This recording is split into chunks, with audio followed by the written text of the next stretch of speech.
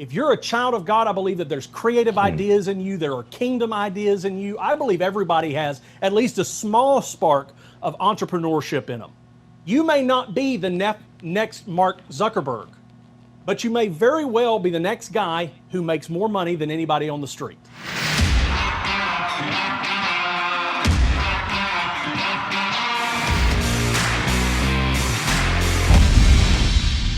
Hey everybody, welcome back to The Pursuit, and we've got a repeat guest on today, and we'll be bringing him on in just a moment. But the great thing about Jason, by the way, who everybody will meet, if you haven't met him before, you'll meet him here in just a second, is he's like the master of everything.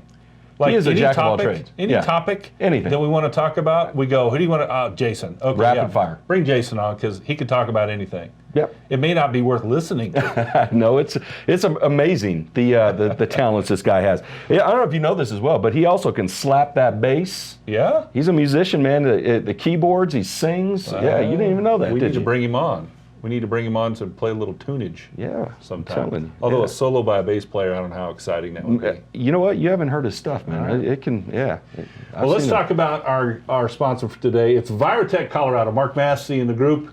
These guys, it's a really cool business. It just launched. Talk about taking advantage of the season that we're in. That's correct. This particular company protects your home and business from germs, bacteria, and viruses, which we all know. Which viruses? What we're facing.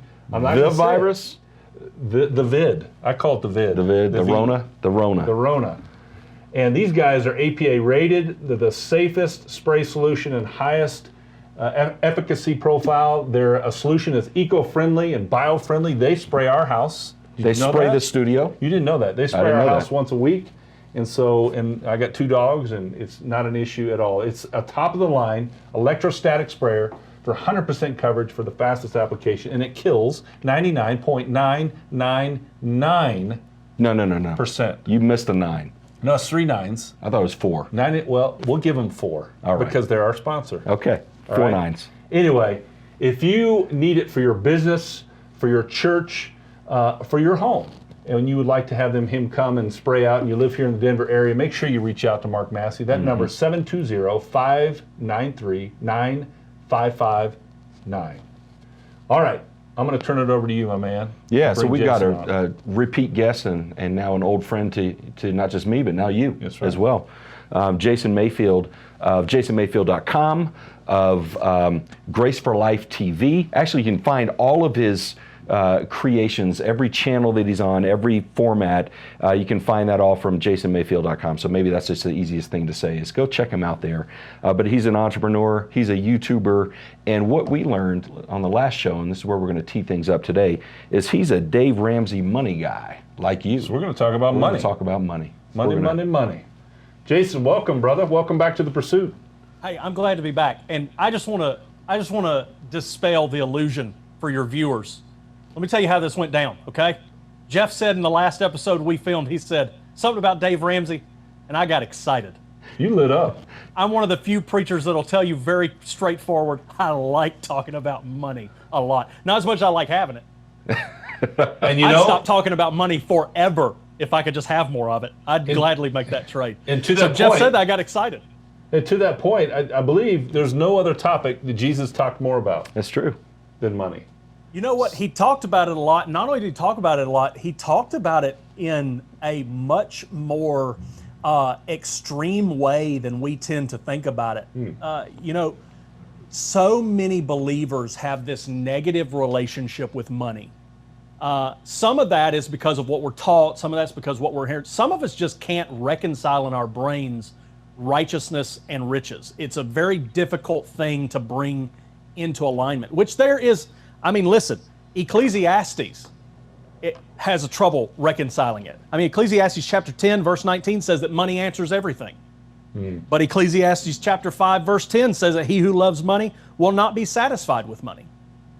So there's a balance to work through. But when Jesus talked about money, my goodness, you think about the parable of the talents. We tend to think of this parable in dollar bills. We tend to think, so, hey, the master gave one guy $1, one guy $2, and one guy $5. Till you realize that a talent is like $1.4 million in today's money. So it's more like, so he gave one 1 million, he gave one 2 million, he gave one 5 million. And the guy who had 5 million, he went out and guess what? He turned his 5 million into 10 million. Well, you start talking about, get up on a Sunday morning and preach a sermon on the righteousness of doubling $5 million and the wickedness of losing $1 million. And people will flip out. But the reality is that Jesus knew that money was eventually going to flow through the hands of believers. And he even said this, to the one who has, more will be given. To the one who has not, even what he has will be taken away from him. Let me stop you there and ask you a question, because I think you bring up a great point about this issue of the church and how it addresses money. If I were to ask you, and now you're a preacher, so you're probably going to have maybe a skewed answer here, but if I asked a congregant, when the church talks about money, what's typically the context in which it's brought up? Usually giving, yeah. Tithing, right? Mm-hmm. And so people associate this thing in church as money associated with tithing, but it's so much deeper than that, so much deeper that one of the things I've observed, Jason, one of the reasons why my other ministry that I run, dealing and working with and discipling executives in the marketplace, is one of the things that these men have experienced in church is a disconnect. They don't understand how what they do on a daily basis, and that is running large companies, generating significant profit, what connection does that have to my faith and to the church? And most of them get stuck in this rut of feeling guilty because either they're not tithing or they're not tithing enough. But actually this topic of money goes way beyond the tithing conversation, doesn't it? Let me just add one quick thing to that. Not just a businessman in the church, but I was thinking about in Mark 10, Peter, who walked with Jesus, had the same misunderstanding. Because oftentimes we point to the scripture that says, where Jesus said, it's easier for a camel to go through the eye of a needle than a rich man go to heaven. But he's talking about trusting in riches, those who trust in riches. And I love Peter's honest response to that. But it highlights maybe his misunderstanding, is he says, well, then we've left all and we're following you, God, right? Is saying, so he was like, he even interpreted from the mouth of Jesus in the parable that, then to follow you is to leave riches behind. And he misunderstood, Jason, didn't he, the aspect of the distinction between being rich and trusting in riches. Boy, did he. Well, and one of my favorite parts of that whole thing in Mark 10 is that when you get down to verse 26, so Jesus has gone through this conversation with who we call the rich young ruler. There's theologically, what's funny is up until this point, the conversation and the purpose of it in the scripture actually has nothing to do with money. It's actually a very law versus grace dealing with the rich young ruler. But like we do, the disciples look at it and go, this is obviously about money. And so Jesus goes into that, how difficult it is for a man to enter the kingdom of hell, or for a rich man to enter the kingdom of heaven. And Peter comes back and he says this, at least I think it's Peter and other Gospels, but here it's just they. But it says in verse 26, and they were exceedingly astonished, and they said to him, then who can be saved? It's so amazing to me that we tend to go, there's the rich and there's us. And it doesn't matter what level you're on. We run with some friends who are multi in the hundreds of millions of millionaires, okay? And one of them recently was posting online and posting something about the elite. Now to him, the elite, the rich, is the Jeff Bezos and the Mark Zuckerberg and the Bill Gates. And he's posted and I'm thinking, bro, you are the elite. What are you talking about? And so it's funny, what we do is we tend to go, they are rich, and then there's us. It's the rich, and it's us. Where the disciples, for whatever reason, maybe it was cultural, maybe they just had some understanding, maybe it was the business background, specifically on Peter, I don't know. But they were able to go, if it's difficult for a rich man to enter the kingdom of heaven, well, my God, then who can be saved?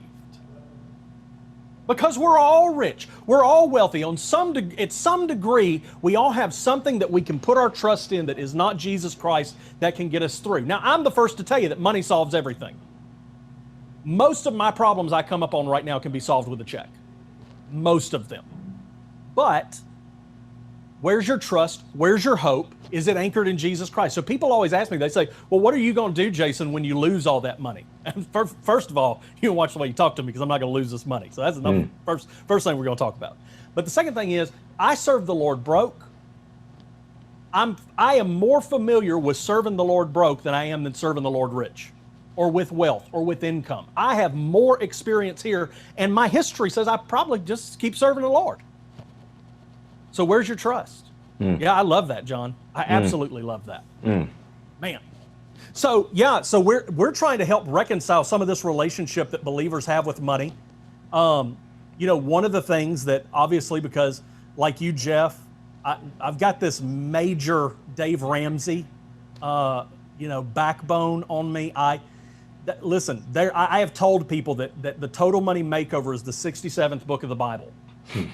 I tell them, take you some duct tape, and right at the end of Revelation, you just tape the Total Money Makeover in there, and that's where you pick up. That's the New Testament, okay? Because the principles are so good, it works. Nobody who does it say it doesn't work. Only people who say it doesn't work are people who don't, want to take that step. It's that they may not have a brain cell for it. I was certainly one of those people. I'd read the Total Money Makeover probably 3 times before I ever even tried to do it. And I'll also say this. When it comes to when we talk about Dave Ramsey, really 3 major principles that most people will relate to is, number 1, these are his first 3 baby steps, as a matter of fact, putting $1,000 in a savings account, paying off every single one of your debts other than your mortgage, and then putting away a 3 to 6 month emergency fund in the bank. So those are the first 3 baby steps, and really these are probably the first 3 and the 3 most critical things that any person can do. So when we start talking about that with people and really relating that they need to do it, it amazes me how difficult people believe that it is. Now from this side, Jeff, I'm assuming you've kind of walked through all of this stuff too, just like we have. That from this side, it's actually not that complicated. It took some planning, it took some discipline, but it just took getting down to it and making it happen. So in our experience in doing that, one of the things that we're really communicating to believers is you got to get your debt taken care of. You've got to get your debt taken care of. As long as you're in debt, I love how the Bible talks about it as putting up security. Because when you go into debt, you give up your security. It creates a lot of financial stress and strain in your life. You're not going to be able to do the things that God calls you to do as long as you're bound up in debt, because you're going to be serving that master of give me my payment every month. I already don't like bills. So if you're telling me I got some bills that are optional, like credit card bills, did you know your credit card bill is optional? If you pay off your credit cards, you never have to pay a credit card bill again. It's an optional bill. Now, my electrical bill is not optional, though. If a never play it again plan comes along, I'm going to do that because I like that a lot. I don't want to pay any bills, so I definitely don't want to pay the ones that are optional. So we're telling people you need to get your debt right. So our experience there was, by the grace of God, we were able to pay off $63,801.99 in 6 months. And then we also put away our emergency fund of $25,000 in 2 months. Matter of fact, people always ask me, they say, I thought you lost a lot of weight. I said, well, I found it when I was putting that $25,000 in the bank. I ate everything. I willed that into existence. I think one of the things that people need to connect here, and that it's important, and I appreciate your point, is that getting out of debt not only releases you from financial slavery, but the connection you've made for us here is that by eliminating that debt, it also takes us out of spiritual slavery. Absolutely. That's a connection that's really important that we can't miss. And I want to get there, but first, real quick, I want to ask you, Jason, because I know that there's somebody out there. While they can absolutely agree with that, there's great freedom to be had in not being bound to a debtor. Okay, the first question is, wait a minute, all of my paycheck every month goes to servicing that debt, paying the mandatory bills, the overhead, and then servicing debt that we've got, right? So I don't have that extra buffer to be able to, first, before we get to what you can do once you're free, I want to talk about how you get to the place where you can be free. And does that involve needing an additional stream of income? Does it require more discipline in terms of figuring out how to make the paycheck that you currently have stretch? What would you say to that person, Jason? That's a great question, actually. And it's funny because what you just asked is so critical.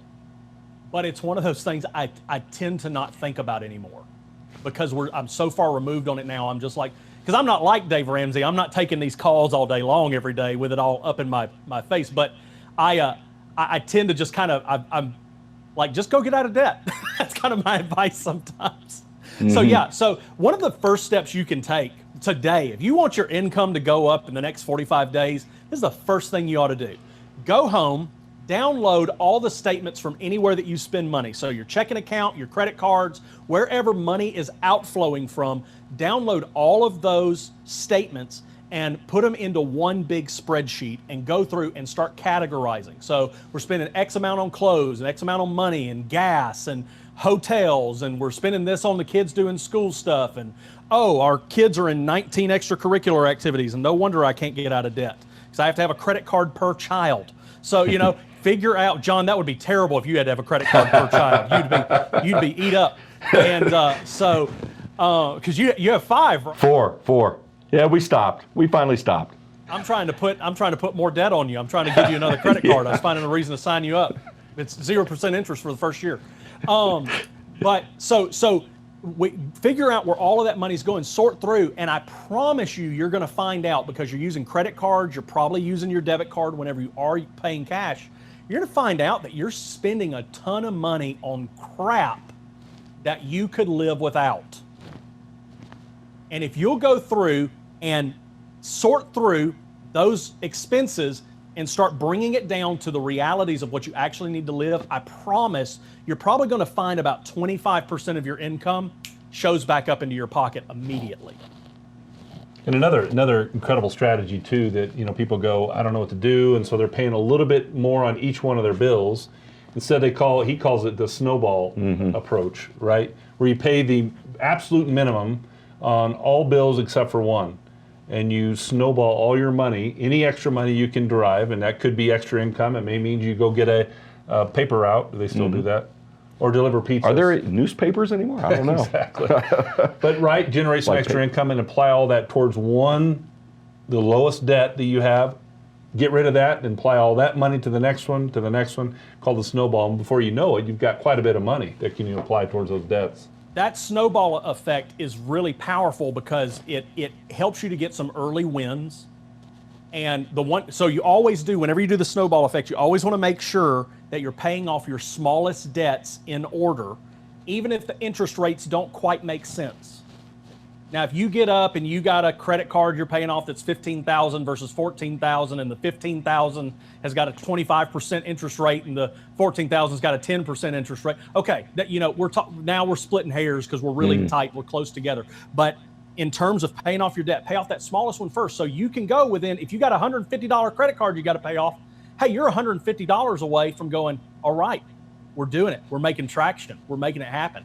And so paying that off. But I will say this, we paid off, it depends on the room that I'm in, whether it's a lot of money or not. But a lot of times when I say that we paid off $63,801.99, the reason we know that number is because we actually figured out how much debt we had. Most people don't know, because I thought I had $50,000 in debt. And there was $11,000 that was sneaking up on me all of a sudden. And so the first thing that we did when we started to pay off this extraordinary amount, because most people treat it like it's an extraordinary amount, is we got on the written budget. That was the first thing. It was key. It was crucial. But then we started to ask ourselves some questions about the money. We started to ask ourselves if we had more coming in, because if you do a written budget, you know how much you have, you know how much is going out, you know how much you can put on the debt. So now you start saying, how can we create more income and pay this off faster? Now, Dave Ramsey talks about this in a way that I'm not crazy about. Dave Ramsey will say, go get a paper, go deliver pizzas, go get you, some people call it going and getting a Dave job. In other words, go do something that really sucks. Now, I want to say this. In this process, there is a lot of value in feeling the pain. So where we're at, we have a really nice grocery store chain called Publix. And then we have a really not nice grocery store chain called Walmart. And so we made a decision that for the entire time that we were going debt-free, we were going to shop at Walmart. It didn't save us an extraordinary amount of money, but we want to make sure we felt the pain. So for some of you, delivering pizzas will be a great way for you to feel the pain, because you need to feel the pain, because the credit card companies tricked you. They made you think that you had money that you didn't have, and you were walking around here paying for vacations to extraordinary locations. But look, you're broke. You have a negative net worth. No credit card company puts that on the top of their statement. You currently have a negative net worth. They call it a balance. They don't even call it a debt. It's a balance. No, I don't want a balance. I don't want to have nothing to do with you people. I want to have money. Because that's what people who don't have credit cards have. They have money. Anyway, that's neither here nor there. So Dave Ramsey talks about getting these little piddly jobs. I would encourage you, because I believe in the believer, there is creativity. If you're a child of God, I believe that there's creative ideas in you. There are kingdom ideas in you. I believe everybody has at least a small spark of entrepreneurship in them. You may not be the next Mark Zuckerberg, but you may very well be the next guy who makes more money than anybody on the street. You could do that. You could be the highest paid person on your street.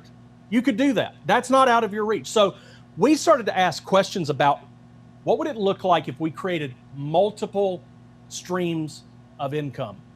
When you look at Psalm 1, there's a really interesting passage there about the righteous. And it says this. As a matter of fact, I'll just flip there and read it real quick. It says this. Maybe I'll flip there. I've never had such a hard time getting to Psalm 1 in my life. All right, it says this. It says, blessed is the man who walks in the counsel not of the wicked, nor stands in the way of sinners, nor sits in the seat of scoffers, but his delight is in the law of the Lord, and on his law he meditates day and night. Now listen to this. He is like a tree planted by streams, plural, of water, that yields its fruit in its season, and its leaf does not wither, and in all that he does, he prospers. In all that he does, he prospers. How? Where's the root of that? Well, the root of that is, number one, by being found the righteousness of God in Jesus Christ. But the second point of that is by creating streams, getting yourself planted by streams of water. I've heard some people say that, like Eden, in the Garden of Eden, you need to have 4 streams coming into your life in order to prosper. But we also know, just in general research, you can go type in how many streams of income does a millionaire have. The average amount of streams of income that a millionaire has is 7 streams of income. They have 7 things that are producing money in their life. So what we did is we started to ask, what are some things that we could do to create streams? The way that we did this, and it was incredibly easy. So I want you to lean in as I tell you this, because this is going to be fantastic. You're about to hear something that can change your financial life. It is not hard to create streams. I just asked 2 questions. Number 1, what am I naturally and easily gifted at that other people are not? In other words, what's easy for me to do that won't eat up all of my time? What can I produce in a short amount of time that other people could not produce in a short amount of time? For me, that was graphic design, because I'd worked in churches all these years, and what I had learned is, we're in a 7-day turnaround. We can get this stuff made. We don't have time to dink around. You got to get this stuff turned out. Well, what I'd hear from graphic designers all the time is how hard this was and how long it took. And I'd always sit back and think, it don't take that long. I'd sat down and done a whole year's worth of graphic design one time in 6 hours. And I thought, it doesn't take a long time. And so I said, if I can tap into that and monetize that, then I can make a significant part-time income on just a few hours a week. And that's exactly what I did. So what is easy for me to do? What am I naturally gifted at that other people aren't, that won't take me a lot of time? And the second thing was, what can I do that other people cannot do. So one of the questions is, what can I do that I can do easily that other people can't do easily? Because then that gives me an opportunity to compete. But what do I do that other people can't do? That just gives me an opportunity to dominate. And so what I started doing is I started looking at the things that I had done in my career that other music pastors or other church leaders had asked me about over the years. And then I started going out and doing those services for a fee. I also said, hey, you know what? I've started this YouTube thing that I'm doing. I have all this stuff sitting around. I started doing something that I really hated. I started filming weddings. Listen, there should be support groups for people who film weddings. It's bad. They should have therapists dedicated to these people, okay? It is, especially in Florida, because everyone wants to get married on the beach. Like none of them have ever been to a beach wedding and recognize it's the worst experience ever. It's the worst hour of your life, okay? And so you're out there. So we started doing all of this stuff and creating these streams of income. At the same time, my wife was doing several things, creating streams of income. So while we were paying off our debt, we had 4 or 5 things that were going and creating that extraordinary secondary income rather than I'll go deliver pizzas. And I'm not against pizza delivery. But when we think about them side by side, we're talking about something that does take a lot of time, anybody can do, and that's why I don't pay high. Mm-hmm. That's why when you deliver pizzas, if you want to make money, you're going to have to get the tip. I don't want my secondary income to be relying on tips. I want to be able to control that income. That's a stream. I want to be able to have some dominion over that. And so by doing that, we were able to create a great secondary income, third income, fourth income, fifth income, sixth income, and get that debt paid off quickly. And we stuck with it till we had our emergency fund done. But I want to just say something about streams of income. And I know I just took over this whole thing. I hope you guys will forgive me later. I'll send a fruit. You guys will get an edible arrangement around 2 o'clock this afternoon. But one of the things that people get a little paralyzed on is when they hear multiple streams of income, they go, either I don't have the time to do all of that, which remember, we already told you, you need to be doing this with stuff that's easy for you to do. You can do this. Monetize a hobby. Monetize something you're already doing. Monetize something that's already sitting around for you, something that doesn't eat up your whole workday, your whole life, your whole week, all the moments that you're at home with your family. But when people look at it, they go, I don't have the time to do it, or they go, I don't have the money to create multiple streams of income. Here's the beautiful thing about creating streams of income when you have a normal income. And I say that because I've lived on both ends of this spectrum now, where when we were doing this, we had a very normal income. Now we have what I would call a very extraordinary income. And I thank God for that. I also believe that that is on the heels of us paying off all the debt. As soon as our debt was paid off, lean in and listen to this if you're not. When the debt was paid off, our income went through the roof. Like the parable of the talents, Jesus was able to go, the master was able to go. To him who has, more will be given. I can trust him with that money. I just want to be found more trustworthy. Amen. And so when we got into this, what we found is that with less income coming in, it's actually easier to create streams of income. And this is why. I don't need an incredible stream of income if I am making less money to make an impact. So if you make $50,000 a year, roughly $4,000 a month after taxes, maybe you're getting $3,200 in your check every month. Every 2 weeks, you're getting $1,600. So every 2 weeks, you're getting a $1,600 check. If you were to start a stream of income that every month added $500 to your income, $500 brings you up to where now you're operating with $4,100 cash every month.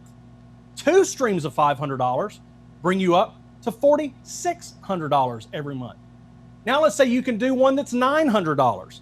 Now you're at $5,500 every month. Do you see how quickly your monthly income grows with small streams? I'm telling you, it's powerful stuff right there.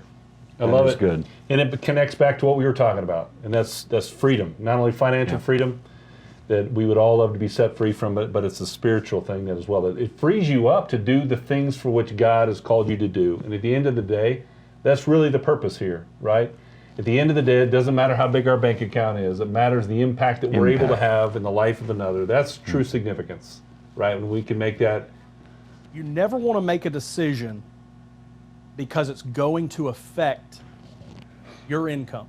You never want to avoid being able to have the conversation that you need to have or making the move you need to move. You know, Jeff, we had a conversation the other day when you used to talk about freedom. I just think about how free we were last week. We had a conversation with someone of significant influence and significant influence over a lot of our finances even. And this, believe it or not, this happened at an IHOP. And so we meet at an IHOP and we sit down and we're talking about some stuff that makes, you know, potentially millions of dollars. And there was some stuff that this individual needed to be called on the carpet for. And I was able to start the conversation. I sat my phone down and I said, listen, I'm not like everybody else you deal with. I don't have a crazy mortgage. I don't have car payments. I'm not paying a boat payment this week. All my stuff is paid for and I have money in the bank. We have to make a change. We have to make an adjustment. And nobody else is secure enough to come and have this conversation with you. And you can blacklist me and I'll be fine. Not a lot of people can have that conversation. Yeah. But on the Tales of Freedom, my God, I am so excited. I love talking about money. I wish you were more passionate about this topic. We'll have to pick a different one. We need to bring them back again. This is one of those topics where we could probably spend a half an hour 10 times and still not Next time I'm here, I want to talk about the NFL. And Alabama football. I know nothing about it at all, but I want to see if I can hang in the conversation. Okay, fair enough. Deal. Jason, it's been great to see you, my man. Thank you for dropping some wisdom on us today. And if people are interested in this, by the way, you can go to, I believe it's DaveRamsey.com. Tons of information out there that you can get on this program that Jason and I have both been a part of, and he talked so eloquently about today. You can also reach out to Jason at jasonmayfield.com if you want to reach out and learn more about his ministry and the things he's got going on there in Alabama. All right? Florida. Is it From Florida? Alabama. I'm in Florida now, but trust me, I brought the Alabama down here. Close enough. Yes, he brought the Sounds Alabama. a lot like Alabama. There's a lot of Alabama in Florida, and vice versa. There you go. So Yeah, you know, my it's neighbors kind of are still like, so where are you from again? Yeah. Beautiful, man. I get it. I talk different. Okay, we all get it. Well, thanks for joining us, my man. Hey, make sure you go check us out at thepursuitonline.com. Great resources out there for you to plug in to some of our contributors. Find the Challenger Guide. If you don't know what that is, go check it out. It's great resources for you. Hey, we'll see you next time on The Pursuit. See ya.